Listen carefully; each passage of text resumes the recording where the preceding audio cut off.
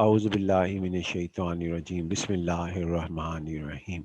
देखें जी, आज के लेक्चर के अंदर हम एक इंटीग्रल कर रहे हैं जो कि डबल इंटीग्रल हमारे पास है, और उसके अंदर हम क्या कहते हैं, पहले ये देखेंगे किस टाइप से हम यहाँ पे कर रहे हैं, टाइप 1 से या टाइप 2 से, या टाइप जो है 1 को 2 में कन्वर्ट करना है या 2 को 1 में कन्वर्ट करना है। फ़िलहाल हम जिसमें आसानी होगी वो हमारे पास करेंगे। ये हमारे पास डबल इंटीग्रल हमारे पास दिया गया है, और इस डबल इंटीग्रल के अंदर आपके पास क्या कहते हैं, एक चीज़ ये दी गई है कि ये डी है, यानी रीजन डी दिया हुआ है, जिसको कहा गया है कि वो 3 वर्टिसेस के ऊपर मुश्तमिल है, जिसके वर्टिसेस 0 4 आपके पास है, 1 1 5 4 हमारे पास है। उसके बाद फिर ये एक डी ए लिखा हुआ है। डी ए का मतलब है डी एक्स डी वाई या डी वाई डी एक्स, दोनों ही मुराद लिखे जा सकते हैं। तो हम यहाँ पे सबसे पहले इसको, और यहाँ पे ये लिखा है कि आप इसको अगर डिस्कस करें तो रिवर्स ऑर्डर में भी करें, जिस ऑर्डर में पहले करते हैं उसको उल्टा कर फिर इसको डिस्कस कर लें। तो फिलहाल हम एक ऑर्डर में करते हैं, फिर बाद में देखेंगे रिवर्स ऑर्डर हमने पिछले लेक्चर्स के अंदर भी डिस्कस किए। हम सबसे पहले यहाँ पे इनका 0 4 1 1 और 5 4, ये 3 लाइन्स हमारे पास मौजूद होंगी। 3 लाइन्स का पॉइंट ऑफ इंटरसेक्शन ये है, इसको हम यूँ भी पढ़ सकते हैं। फिलहाल हम 0 4 हम यहाँ पे देखते हैं, वो उसकी जो लोकेशंस आती हैं 0 4 का वो पॉइंट हमारे पास ये है फॉर एग्जांपल। और उसके बाद 1 1 हम यहाँ पे लोकेट कर लेते हैं फॉर एग्जांपल 1 1, और 5 4 हम यहाँ पे लोकेट कर लेते हैं। तो हम करेंगे क्या, टारगेट हमारा क्या होगा, हम क्वेश्चन ऑफ द लाइन, और इनके नाम रख दिए हमने, इनके नाम भी हमने यहाँ पे रख दिए। इसका नाम ए रखा हमने, इसका नाम बी रखा हमने, इस कोऑर्डिनेट्स का नाम, इसका नाम सी रखा। अब हम यहाँ पे करना क्या है, हमने यहाँ पे टारगेट ये बनाया है कि हम यहाँ पर पहले ए सी की इक्वेशन मालूम करेंगे, यानी ए सी की इक्वेशन हम यहाँ पर जो है वो मालूम करेंगे आपके साथ। और फिर उसके बाद फिर हमने बी सी की मालूम करनी है, यानी 3 लाइन्स की इक्वेशन जो है वो हमने यहाँ पे मालूम करनी है। और फिर ए बी की, जिसे मर्जी पहले आप मालूम कर लें, ए बी बी सी, ताकि हम जो है ना इस सवाल को हल कर सकें। दूसरा, हमारे पास क्या कहते हैं, रूल्स हमारे पास वही होंगे जो हम पहले डिस्कस करते हुए आ रहे हैं, लेकिन यहाँ पे फ़र्क क्या पड़ रहा है, यहाँ पे हमें 3 लाइन्स की क्वेश्चन मालूम करनी पड़ेगी। तो एक तो लाइन की क्वेश्चन हमारे पास मालूम है, हो जाती है फ़ौरन ही, वो है ये वाली लाइन, यानी कि ये लाइन हमारे पास, जो कि ये हॉरिजॉन्टल लाइन मूव कर रही है हमारे पास, और इसके अंदर हमारे पास जो ये लाइन मूव कर रही है, इसमें आपके पास क्या कहते हैं, इसमें आपके पास ये y इज़ इक्वल टू 4 हमारे पास लिखी जाती है, क्योंकि ये हॉरिजॉन्टल लाइन है, और ये हमें सबको मालूम होना चाहिए कि ये line y is equal to 4 हमारे पास मौजूद है। अब हम आते हैं जी इसके अंदर, y इज़ इक्वल टू 4 हमारे पास है। इसी को अगर आप y इज़ इक्वल टू 5 करना चाहते हैं तो यहाँ आ जाएगी, y इज़ इक्वल टू 3 करना चाहते हैं तो यहाँ आ जाएगी, y इज़ इक्वल टू 2 करना चाहते हैं यहाँ आ जाएगी, y इज़ इक्वल टू 1 करना चाहते हैं यहाँ आ जाएगी, y इज़ इक्वल टू 0 करना चाहते हैं यहाँ आ जाएगी। ये लाइन इस तरह स्टेप बाय स्टेप मूव करती है, y is equal to 4, y is equal to 5, y is equal to 6, जैसा यहाँ 4 3, y is equal to 3, y is equal to 2, y is equal to 1, y is equal to 0 हमारे पास फिलहाल हमें यहाँ चाहिए। तो हमने इसको यहाँ पे लिखा जी। तो ये लाइन की इक्वेशन तो हमें मालूम हो जाएगी, चाहे हम इसके ऊपर फार्मूला भी अप्लाई कर दें। यहाँ पे भी हम अप्लाई करेंगे जी इसके अंदर। अब लाइन के अंदर यहाँ पे फार्मूला क्या अप्लाई करेंगे जी, ये अब आपके सामने ये 3 लाइन्स की इक्वेशन जो-सी है वो हम एक-एक करके डिफाइन करेंगे। पहले हम देखते हैं कि हम कौन-सी लाइन की इक्वेशन जो है यहाँ पर लिख रहे हैं। फर्स्ट वो यही बात यहाँ पे लिखी है, here first we shall find the equations, कि हम यहाँ पे इक्वेशन मालूम करेंगे, ए बी मालूम करेंगे, बी सी मालूम करेंगे, ए सी मालूम करेंगे। पहले हमने equation of a line A B मालूम की। सबसे पहले ये ए के कोऑर्डिनेट है 0 4, बी के कोऑर्डिनेट है 1 1। स्लोप निकाली इसकी, A B Y two minus Y one X two minus X one, जिस तरह हम लाइन की इक्वेशन इंटर में या मैथ इससे पहले वाले मैथ में मालूम करते हुए आए हैं। तो वाई टू की कोऑर्डिनेट्स हमारे पास हैं जी, वाई टू और वाई वन, 1 - 4 1 - 0 -3 हमारे पास आ गया। तो स्लोप m जो थी वो -3 आ गई, और y is equal to M X plus C हमारे पास आ गया। y इज इक्वल टू -3, ये स्लोप हमने यहाँ रख दी, -3x प्लस सी। अब कोई इन दोनों में से पॉइंट ले लें, चाहे 0 4 ले लें, चाहे 1 1 ले लें। तो हमने 0 4 लिया और सी कोऑर्डिनेट को निकालने की कोशिश की। एक्स को 0 पुट किया, वाई को 4 इसमें पुट किया, तो 4 आ गया। फिर उसके बाद -3 0 plus C, C is equal to 4 हमारे पास आ गया, तो y is equal to -3x+4, ये लाइन ए बी की लाइन की इक्वेशन हमारे पास आ गई। अब हम इसी तरह फिर equation of the B C line मालूम करते हैं। Equation of the B C line जब हम मालूम करते हैं तो उसके अंदर देखिए हमारे पास सूरत हाल क्या आती है। इसको हम यहाँ पे दोबारा यही फार्मूला अप्लाई करेंगे। यहाँ ये तीनों लाइंस हमें कहा गया कि आप मालूम करें और फिर उसके बाद इसका डबल इंटीग्रल मालूम करें। तो यहाँ पे बी सी हमारे पास क्या हुआ जी, बी सी हमारे पास बी के कोऑर्डिनेट लिखे और सी के कोऑर्डिनेट हमने लिखे। ये बी के कोऑर्डिनेट, ये सी के coordinate. y2 minus Y one, x2 minus X one, 4 minus one, 5 minus one, 3/4 आ गया। m की वैल्यू यहाँ दर्ज की, ये m था 3/4, ये दर्ज किया। और c मालूम करने के लिए मैंने b को यूज़ किया 1 1। तो x की वैल्यू 1, y की वैल्यू 1, तो हमारे पास c इज इक्वल टू 1/4 आ गया। तो y is equal to 3/4x plus 1/4 हमारे पास लिखा गया। ये बी सी लाइन की इक्वेशन हमारे पास आ गई, जो ट्राइंगल हम डिस्कस करना चाहते हैं। उसके बाद फिर equation of A C line वो मैंने डायरेक्ट निकाल ली थी, लेकिन अगर आप चाहें तो ये फार्मूले इस्तेमाल करते हुए, यानी ये फार्मूला और ये फार्मूला आप मालूम कर सकते हैं। तो एम की वैल्यू हमारे पास आई y2 माइनस वाई वन, ये फार्मूला अप्लाई किया। 4 माइनस 4 ज़ीरो, और 5 माइनस 4 सॉरी 5 माइनस ज़ीरो और 4 माइनस 4 हमारे पास लिखा जाएगा। तो 0/4 ज़ीरो आ गया। एक्स की वैल्यू ज़ीरो पुट की, यहाँ पर एम की वैल्यू ये ज़ीरो पुट की, इसके अंदर एम की वैल्यू यहाँ पुट की, तो आपके पास 0x प्लस सी। तो वाई, फिर उसके बाद y इज इक्वल टू सी आ गया। y इज इक्वल टू सी पर इस पॉइंट को डिस्कस किया, x को 0, y को 4। अब इसमें x है ही नहीं, तो लिहाजा हमारे पास यहाँ x नहीं दर्ज किया जाएगा, y पुट किया जाएगा। तो y इज इक्वल टू 4, तो c इज इक्वल टू 4, तो सी 4 आ गया, तो जो हमने यहाँ पुट कर दिया साथ ही। तो y इज इक्वल टू 4, ये तीन लाइन की इक्वेशंस आ गई, A C line, B C line, A B line. अब हम इन लाइंस की इक्वेशंस को यहाँ पर ये लिख दिया जी हमने। जो लाइंस की इक्वेशंस हमने निकाली थी वो लाइंस की इक्वेशन यहाँ लिख दी, और इनके पॉइंट ऑफ इंटरसेक्शन हमें मालूम करने की ज़रूरत पेश ही नहीं आई। क्यों नहीं लाइन की आई हमारे पास ज़रूरत पेश, ये वाला पॉइंट ऑफ इंटरसेक्शन, यानी इस बी सी लाइन का ए सी लाइन के साथ पॉइंट ऑफ इंटरसेक्शन 5 4 है। क्यों नहीं ज़रूरत पेश आई, इसलिए ज़रूरत पेश नहीं आई कि हमारे पास क्या कहते हैं ना, वो ऑलरेडी मालूम थे, C5 4 था। इसी तरह ये इसका लाइन का अगर 5 - 3 4 ये हमें चाहिए। एक और चीज़, अगर ये बी सी और ए ना होते तो हमें थोड़ा मुश्किलात का सामना करना पड़ता, क्योंकि इसमें जो है वर्टिकल लाइंस और हॉरिजेंटल लाइंस पड़ी हुई होती हैं, उन लाइंस की इक्वेशंस। मसलन इसमें x इज इक्वल टू 1 है, तो इसका मतलब ये है कि ये x इज इक्वल टू 1 का मतलब कि ये line x is equal to 1 पे जाके टच करेगी। और इसमें ये y इज इक्वल टू 1 ये वाला, इसका मतलब ये है कि ये y इज इक्वल टू 1 इस तरह बनेगी लाइन। तो ये इस तरीके से हर एक में यही सूरत हाल है। इसमें ये है, ये x इक्वल टू 5 है, तो इसका मतलब ये है कि ये वर्टिकल लाइन यहाँ पे x इक्वल टू 5 बनेगी। और ये जो 4 है, इसका मतलब ये है कि ये इस तरह लाइन बनेगी, x इक्वल टू 4। ये हमारे पास मतलब होता है।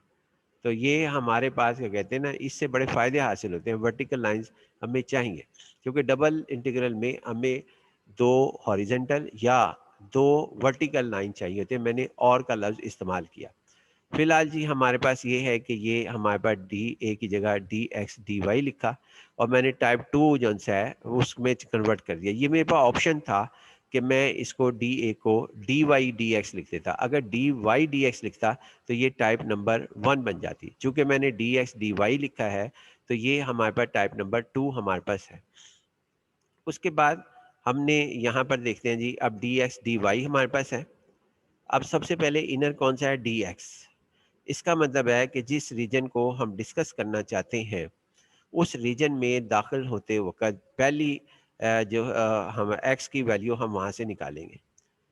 उस रीजन में दाखिल होते वक्त x की जो वैल्यू मिलेगी वो हम निकालेंगे। वो रीजन कौन सा है जी हमारे पास, वो रीजन हमारे पास ये है जिसको हम डिस्कस करना चाहते हैं। ये रीजन यहाँ से यहाँ तक, और उसके बाद क्या कहते हैं हमारे पास, यानी ये रीजन है हमारे पास जिसके अंदर हमने एंटर होना है लेफ़्ट टू राइट, क्योंकि हमने dx पहले लिखा है।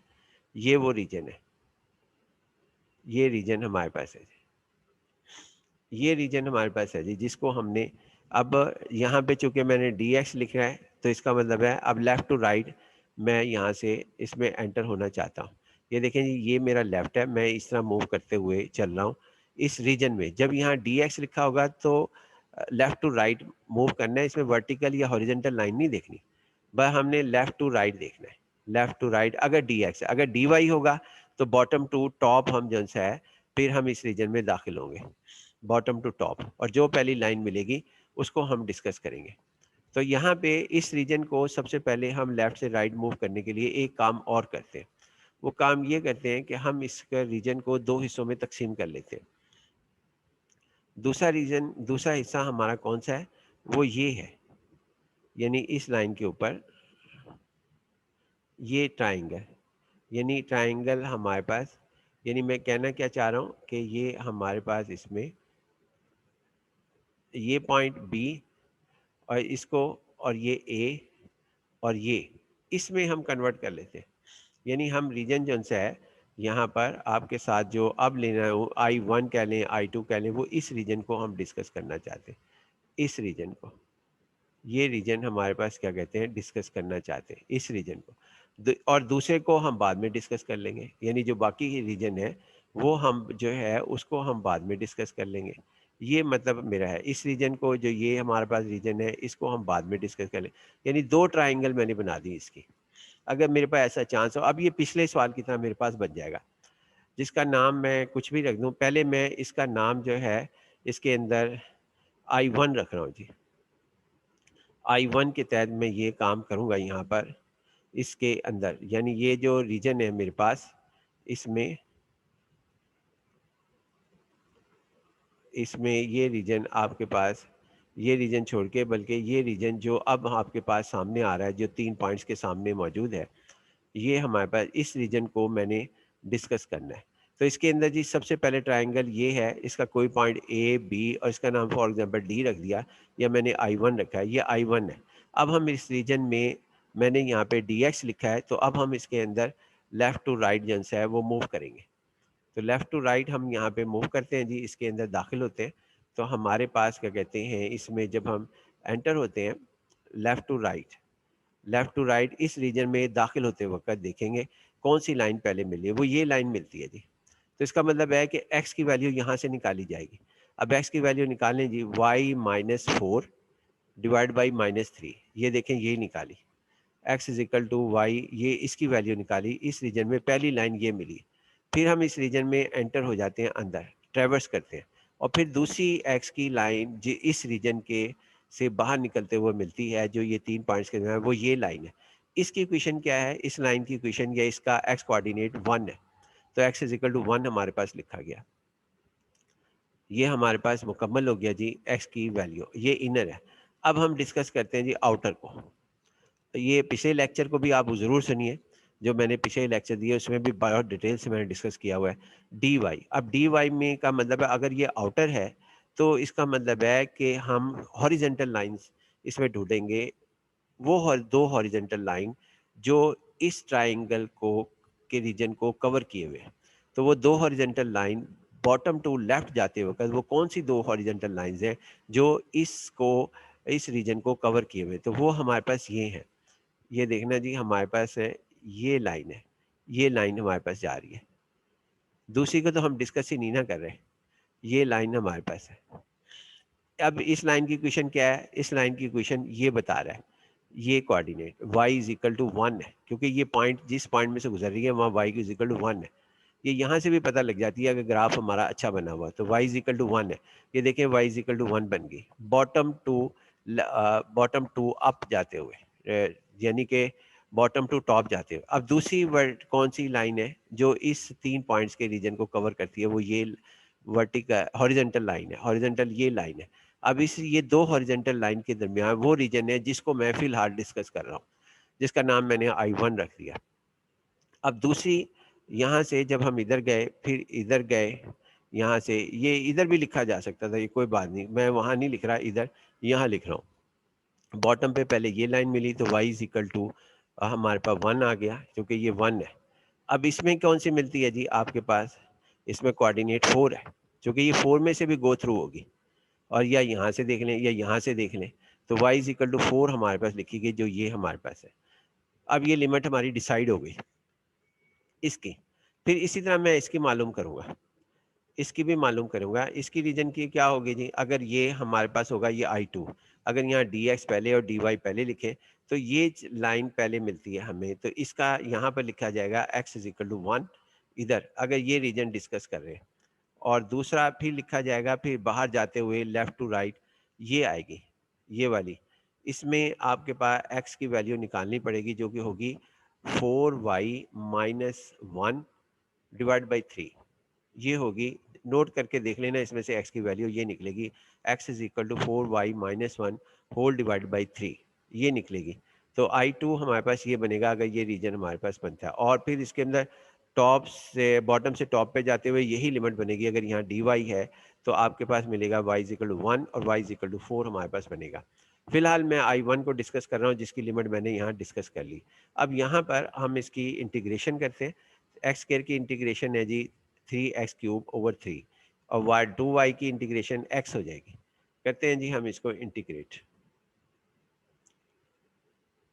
I1 लिखा है जी मैंने इसके अंदर कि ये रीजन हम डिस्कस कर रहे हैं, यानी ये रीजन हम जो है वो डिस्कस कर रहे हैं इसके अंदर, और ये रीजन हमारे पास डिस्कस हो रहा है, यानी ये रीजन हमारे पास डिस्कस हो रहा है, दूसरा रीजन डिस्कस नहीं हो रहा। तो अब यहाँ पे ये इसकी इंटीग्रेशन हमने की। अब इसकी इंटीग्रेशन क्या आएगी जी, एक्स स्क्वायर की इंटीग्रेशन, एक्स स्क्वायर की इंटीग्रेशन हमारे पास होगी एक्स स्क्वायर की x³ ओवर 3 हमारे पास। फिलहाल ये हमने एक और पॉइंट डिस्कस कर लिया कि 1 4 जो है वो पॉइंट ऑफ इंटरसेक्शन है, यानी इस पॉइंट का कैसे वो ज़बानी भी कर सकते थे हम। ज़बानी कैसे करें, या आप जो है क्योंकि ये लाइन के ऊपर जो है 4 कोऑर्डिनेट सेम होगा, यहाँ 4 आ गया, और इस पूरी लाइन के ऊपर जो है 1 जो है वो सेम होगा, ये हमारे पास आ गया। वरना आप जो पिछला लेक्चर है उसके अंदर पॉइंट ऑफ इंटरसेक्शन निकालने के लिए पहले y इज इक्वल टू 4 लिखें और दूसरा x इज इक्वल टू 1 लिखें, तो आपके पास यही पॉइंट हमारे पास आएगा। आगे चलते हैं जी, ये हमारे पास यानी कि ये पॉइंट ऑफ इंटरसेक्शन मैंने डिस्कस कर लिया कि ये हमारे पास है। दूसरा मैंने ये कहा कि जो रीजन है वो I1 यूनियन I2 है, यानी ये I1 यूनियन I2 के तहत हम यहाँ पे काम करेंगे। आगे चलते हैं जी, यही बात हमने यहाँ पे पॉइंट ऑफ इंटरसेक्शन इसको डिस्कस किया, जो कि हमने पिछले लेक्चर में भी डिस्कस किया था। अब ये लिमिट्स आ गई, एक्स स्क्वायर की इंटीग्रेशन x³ ओवर 3 हो गई। आगे से आगे हम जो है इसकी इंटीग्रेशन ही करेंगे। अब हमारे पास क्या कहते हैं, एक्स स्क्वायर की इंटीग्रेशन हमारे पास x³ ओवर 3 आ गई, 2y की इंटीग्रेशन x आ गई, x is equal to -1/3 y plus 4/3। हम जो डिस्कस कर रहे हैं वो इतना एरिया डिस्कस कर रहे हैं, यानी हम जो डिस्कस कर रहे हैं इसके अंदर हमारे पास क्या कहते हैं वो इतना हिस्सा है, इतना हिस्सा हम डिस्कस कर रहे हैं, सॉरी इतना हिस्सा dy नहीं हम कर रहे हैं। और फिर हमारे पास क्या कहते हैं इसके अंदर अपर लिमिट पुट की हमने, यानी y इज इक्वल टू 1 और x is equal to lower limit -1/3 यहाँ पुट की, जहाँ x है, ये x इसकी जगह हमने पुट की। तो ये देखें जी हमारे पास 1 पुट किया, पहले 1 पे ये आ गया, इन सब की जगह यहाँ 1 पुट किया, ये 1 हमने पुट कर दिया। फिर उसके बाद इनकी जगह जो है वो हमने, यानी ये x इज इक्वल टू इसमें पुट किया, तो ये जवाब आ गया और क्यूब आ गया हमारे पास। फिर x की जगह हमने इसको पुट किया, तो ये जवाब हमारे पास आ गया। उसके बाद फिर हम यहाँ पर इसमें इसका क्यूब ओपन कर रहे हैं। क्यूब ओपन करने के लिए फार्मूला जो हमने अभी लिखा है a³ plus b³ a³ minus b³ -3a² b plus 3ab², दोबारा लिख लें अगर आप लिखना चाहते हैं तो। 3 हमारे पास आ गया जी, ये क्यूब आ गया, इसको ओपन किया जी हमने, पहले 1³ -2y आ गया, फिर माइनस, ये माइनस और ये माइनस बाहर निकल के प्लस, और ये 3 इसका भी क्यूब था तो 1/27 हो गया। और y-4 का क्यूब हमने ओपन किया, y³ -64 -12y² प्लस 48y फार्मूले के तहत। उसके बाद इसकी इसकी -2y को हमने मल्टीप्लाई कर दिया, ये माइनस और ये माइनस मिलके प्लस बन जाते। यहाँ पर ये माइनस नहीं सॉरी ये माइनस, हाँ जी ये माइनस बाहर है हमारे पास, तो ये माइनस से मिलके प्लस बन गया था, ये प्लस बन गया, फिर ये माइनस और ये माइनस मिलके प्लस बन जाते।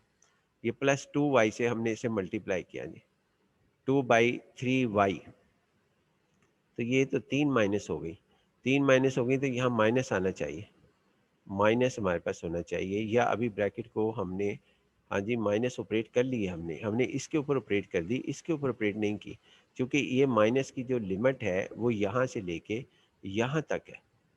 तो इसको आपको सही करना पड़ेगा जी, आप इसको सही कर लेना कि ये हमारे पास इसकी 2/3y² आ गया। उसके बाद जी इसको सिंप्लीफाई करना है, यहाँ पर माइनस आना चाहिए आपका, इधर प्लस आना चाहिए, यानी ये लिमिट्स के हिसाब से यहाँ पर इस एक माइनस, दूसरी माइनस, ये प्लस हो गया, फिर इसको यहाँ करेंगे तो माइनस आएगा हमारे पास इधर, और इधर आपके पास माइनस हमारे पास होगा, माइनस ये माइनस हमारे पास होगा, नहीं ये प्लस की वजह से ये प्लस हो जाएगा, +8/3, यानी यहाँ पर आपके पास क्या कहते हैं, इधर इधर आपके पास माइनस आएगा, और इधर आपके पास ये माइनस है, और ये प्लस आएगा, प्लस हमारे पास आएगा। इसको आप चेक कर लेना। फिलहाल जी हमारे पास जो मुख्तसर फॉर्म बनती है, यकीनन आगे रिजल्ट भी गलत आएगा, वो हमने सिंप्लीफाई किया तो ये बन गई। आप कांस्टेंट को ज़रूर चेक कर लेना। उसके बाद dy -37/4, इसकी इंटीग्रेशन y की, इसकी सबकी इंटीग्रेशन करेंगे। ये कांस्टेंट में ज़रूर चेंज आएगी, बल्कि इस सवाल का जवाब पे भी फ़र्क पड़ेगा। तो यहाँ पे y² आ जाएगा, इसकी y आ जाएगी, इसका y³ हो जाएगा, ये y4/4 हो जाएगा। तो ये इंटीग्रेशन हमने यहाँ पर की, ये इंटीग्रेशन हमने इधर कर दी और इसे हल किया, तो हमारे पास जवाब जो था वो इंटीग्रेशंस कर लेने के बाद, यानी सबकी इंटीग्रेशन हमने कर ली, ये इंटीग्रेशन आ गई। उसके बाद ये y²/2 आ गई, इस y की इंटीग्रेशन, फिर y²/2 की इंटीग्रेशन, y3/3 आ गई, फिर उसके बाद y4 आ गई, फिर y=1 और y=4 हमारे पास। इसमें अपर लिमिट पुट की हमने यहाँ पर, ये अपर लिमिट हमने पुट की, 4, y की जगह 4 पुट किया यहाँ पर, और इधर y की जगह जो है वो हमने 1 पुट किया। इसको आप हल करेंगे तो ये जवाब आएगा, जो कि करेक्ट इसलिए नहीं होगा कि हमने वहाँ मिस्टेक कर ली है, उसे आपने सही ज़रूर करना है। उसके बाद ये I1 हमारे पास, जिसको हम D1 कह रहे हैं, D1 volume, D1 is the volume over the region I1। अब हम I2 को डिस्कस कर रहे हैं। ये देखें, ये ट्रायंगल मैंने बाहर भी निकाली, लेकिन वो ट्रायंगल हमारे पास ये भी है, यानी इधर। अब हमने फिर दोबारा, चूँकि हम dx dy लिख रहे हैं, तो टाइप 2 के तहत हम डिस्कस कर रहे हैं, तो कॉन्सेप्ट हमारा बिल्कुल दुरुस्त है। आगे हमारे पास अब इसकी लिमिट हमने लिखनी है जी।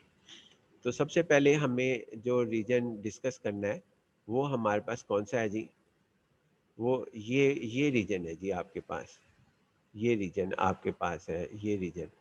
तो इसको हमने डिस्कस करना है। तो यहाँ पर आप जो है इसके अंदर सबसे पहले आपने dx को लेना है, तो इट मीन्स कि इस रीजन में दाखिल होते वक्त x की क्या वैल्यू मिलेगी, और रीजन से बाहर जाते वक्त x की वैल्यू क्या मिलेगी जब हम लेफ़्ट से राइट की तरफ मूव करेंगे। अगर ये dx है, अगर यहाँ dy होता तो बॉटम से टॉप की तरफ करते, और ये कहते इस रीजन के अंदर, जुमला फिर ये होना था कि बॉटम से टॉप जाते वक्त इस रीजन में दाखिल होते वक्त y की क्या वैल्यू है, और बॉटम से टॉप की तरफ यानी कि बाहर, इस रीजन से बाहर जाते हुए y की वैल्यू क्या है अगर यहाँ dy होता। और इसके लिए लफ्ज़ हमारे पास ये है कि अगर यहाँ dy है तो दो हॉरिजेंटल वो कौन सी लाइन है जो इस रीजन को कवर किए हुए हैं, और अगर यहाँ dx है तो इसका मतलब ये है कि वो दो कौन सी वर्टिकल लाइंस है जो इस रीजन को कवर किए हुए हैं। ये जुमले बस याद रख लेने, तो इंशाल्लाह आपका सवाल पक्का हल हो जाएगा। अब हम आते हैं जी इसके अंदर कि हम चूँकि dx को डिस्कस कर रहे हैं, तो इस रीजन में लेफ़्ट से राइट की तरफ दाखिल होते होगा, ये लेफ़्ट है मेरा, मैं इस रीजन में I2 में अब दाखिल होने लगा हूँ।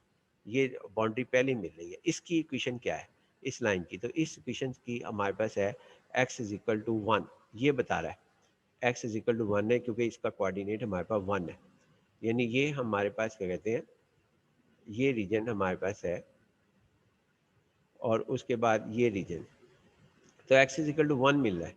तो आप गौर करें कि हमने जनसा यहाँ पर यही लिखा है x=1, x=1। फिर इस रीजन में हम एंटर हो गए जी, ट्रेवर्स करते हुए एंटर हो रहे हैं, ये एंटर हो रहे हैं जी हम इसमें, और अब रीजन से यहाँ पे पहुँचे तो जैसे ही हम बाहर करेंगे अब आउट हो जाएंगे। इस रीजन में लेफ्ट से राइट मूव करते हुए डी एक्स की वजह से हम इस रीजन में दाखिल होते हुए एक्स इज इक्वल टू 1 पर थे, और बाहर होते हुए एक्स की वैल्यू जो है वो आपके पास क्या निकलेगी जी, 4y minus one over three. ये देखें 4y minus one over three इस लाइन की इक्वेशन से निकली, तो लिहाजा ये हमारे पास आ गया। अब हम ये तो हो गया इसका, उसके बाद अब हम जो है डी वाई को लिखते हैं। डी वाई के लिए अब लफ्ज़ होगा हमारे पास वो कौन सी दो हॉरिजेंटल लाइन है जिनके जो इस रीजन को जो पॉइंट में लिखा है कवर किए हुए हैं। तो उसका जवाब ये है, ये हमारे पास एक लाइन तो ऐसे जा रही है, ये हमारे पास इस लाइन की इक्वेशन है y इज इक्वल टू 1, ये बता रहा है, ये वाला कोऑर्डिनेट बता रहा है, तो लिहाजा y इज इक्वल टू 1 है। और वो दूसरी हमारे पास कौन सी लाइन है जो इस वो दूसरी हॉरिजेंटल लाइन कौन सी है इस डी वाई की वजह से, कि वो हमारे पास जो इस रीजन को जो पॉइंट्स में ट्राइंगल है उसको कवर किए हुए।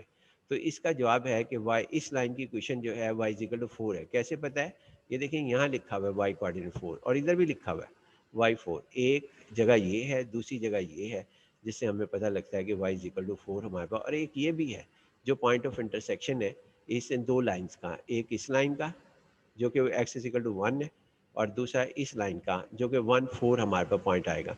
तो लिहाजा इसकी डिस्कशन की ज़रूरत नहीं पेश आई, हमें वाई इज इक्वल टू 4 मिल गया।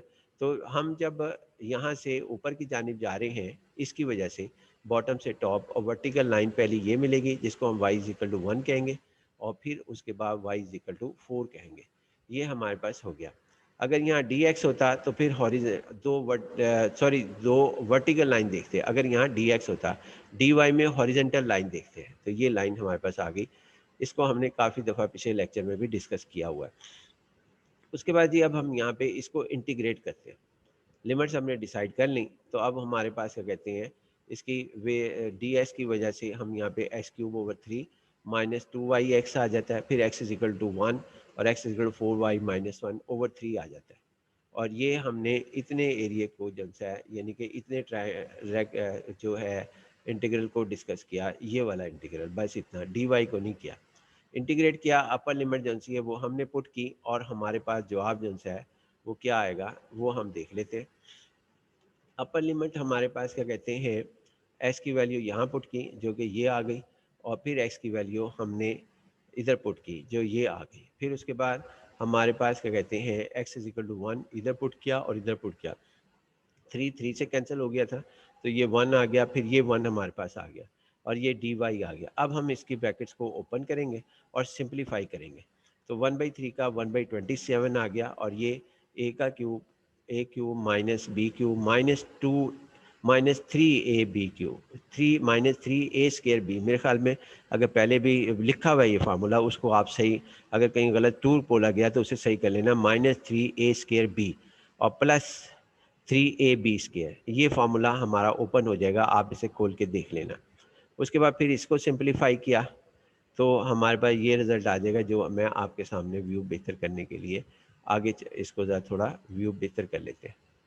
तो ये लिमिट्स हमारे पास आगे नहीं इसकी, यहाँ पर आगे हम देखते हैं 2y माइनस 4y, तो हमारे पास 8y² ओवर थ्री, और माइनस को मैंने बाहर रहने दिया, 2y माइनस 2y।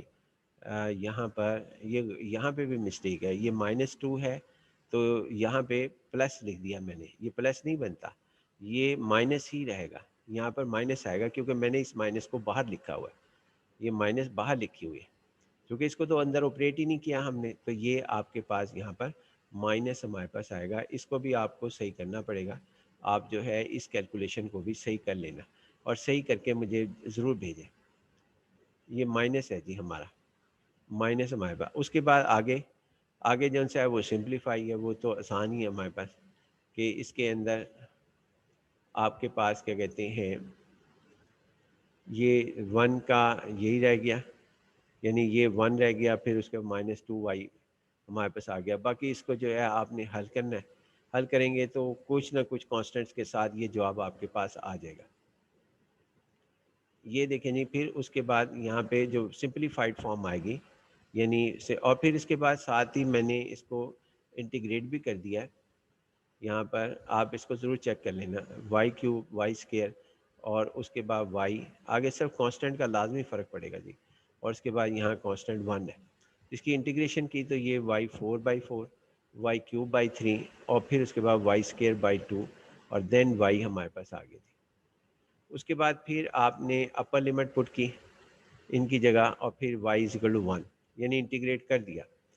उसके बाद फिर हमने इसको हल किया इस तरह।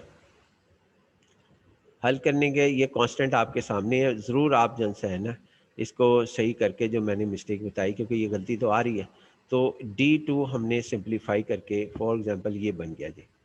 D2 क्या है? D2 is the volume over the region I2, ये हम कहेंगे of the function. Of the function कौन सा है? एफ ऑफ एक्स वाई, जिसको हम इंटीग्रेट कर रहे हैं। और इसका अब चूंकि ये वॉल्यूम 1 है, ये I1 रीजन के ऊपर है, D1 और D2 I2 रीजन पे है, इन दोनों को हम ऐड कर लेंगे, जो D1 और D2 की वैल्यू हमारे पास आई थी। और फिर उसके बाद इसके अंदर जो जवाब आएगा वो हमारा ये जवाब आपके सामने लिखा हुआ है कि ये जवाब इस तरीके से ऐड होने के बाद इस तरह ये जवाब आ जाएगा। एच को मैंने टोटल वॉल्यूम कह दिया ओवर द रीजन डी, ये हमारे पास है over the region D of the function. Function कौन सा है जी हमारे पास? फंक्शन हमारे पास ये है, ये सवाल के अंदर भी गिवन है आपके पास, ये वाला ये फंक्शन है एफ ऑफ एक्स वाई। और डी रीजन कौन सा है? डी रीजन आपका ये है, यहाँ से लेके यहाँ तक, यानी ये आपके पास मुकम्मल रीजन है। और I1 जन से है ये डी रीजन हमारे पास है। लिहाजा ये सवाल हमारा हल हो गया। अगर हम इसको डी एक्स की बजाय डी वाई कर दें, डी वाई डी एक्स कर दें, तो उसका तरीक़ेकार ज़बानी बता देता हूँ, बाकी आप ज़रूर कीजिएगा। कि अगर हम यहाँ पे डी एक्स की बजाय यहाँ डी वाई लिखना चाहते हैं, तो इसका मतलब है कि हम जिस रीजन को, ये बड़ा कैलकुलेटेड फार्मूला है कि अगर यहाँ पे डी वाई लिखना चाहते हैं यानी रिवर्स करना चाहते हैं, जो कि मैंने रिवर्स नहीं किया था, टाइप 2 से ही दोनों I1 और I2 को हल किया था। तो अगर हम जौन सा है इसके अंदर ये चाहते हैं कि यहाँ डी वाई हो, तो इसका मतलब ये होगा कि हम डी वाई का मतलब है bottom to top, bottom to top जाते हुए उस रीजन में जिसको हमने डिस्कस करना है, पहली बाउंड्री कौन सी मिलती है और आखिरी बाउंड्री कौन सी मिलती है। यहाँ पे मैं वर्टिकल या हॉरिजॉन्टल लाइन नहीं कह रहा, मैं कह रहा हूँ अगर डी वाई लिखा हुआ है तो बॉटम टू टॉप जाते वक्त वो कौन सी, जिस रीजन को हम डिस्कस करना चाह रहे हैं उसकी पहली बाउंड्री कौन सी मिलती है। तो अगर वो बाउंड्री हमारे जो बाउंड्री मिलती है उसमें से वाई की वैल्यू निकालेंगे और वो हमारी लोअर लिमिट बन जाएगी। और बॉटम से टॉप जाते हुए उस रीजन में ट्रेवर्स करते हुए जब हम उसकी बाउंड्री की लास्ट बाउंड्री पर पहुंचेंगे उस रीजन की, और उससे बाहर जाने लगेंगे, तो वो लास्ट बाउंड्री की में वाई की वैल्यू क्या होगी वो हम फाइंड आउट कर लेंगे, चाहे वो वेरिएबल के अंदर हो। ये हमारे पास उसकी वैल्यू लिखी जाएगी। उसके बाद ये बात पहले भी हम डिस्कस कर चुके हैं। और जो अगर हम यहाँ पे डी एक्स लिखना चाहते हैं, तो इसका मतलब है दो, वो कौन सी दो वर्टिकल लाइंस हैं जो उस रीजन को जिसको हम डिस्कस करना चाहते हैं उसको कवर किए हुए, लेफ़्ट टू राइट जाते हुए, उसकी इक्वेशन जौन सी है वो हमने निकालनी है। और अगर यहाँ पे तो लिहाजा ये हमारे पास हो गया। इसी तरह इसका उलट है, अगर यहाँ पे डी वाई हो तो इसका मतलब वो कौन सी हमारे पास दो हॉरिजेंटल लाइन है बॉटम टू टॉप जाते हुए, हॉरिजेंट जो उस रीजन को कवर किए हुए हैं। इसमें रीजन का लफ्ज़ नहीं है। आप इस लेक्चर को दोबारा सुनेंगे तो ये बहुत मुफीद साबित होगी आपके लिए इंशाल्लाह जी। बाकी नेक्स्ट लेक्चर में ये इसका रिवर्स था, रिवर्स मैंने ज़बानी बताया, वो किया नहीं है। आप पिछले लेक्चर्स की मदद से भी इसको रिवर्स कर सकते हैं। इसका तरीक़ेकार एक और भी है हमारे पास सवाल के अंदर, लेकिन मैंने आपको एक ही ट्रेंड के ऊपर डिस्कशन किए हुए हैं, तो लिहाजा उस ट्रेंड के ऊपर रखें। लेकिन अगर आप नेट के ऊपर जाकर देखेंगे तो उस सूरत हाल में उन्होंने दूसरे तरीक़ेकार से भी डिस्कस किया है, तो उससे कोई फ़र्क नहीं। पहले ये समझ आना चाहिए, फिर दूसरा ऑटोमेटिकली समझ आ जाता है। नहीं जी, अल्लाह हाफ़िज़, इंशाल्लाह नेक्स्ट लेक्चर में।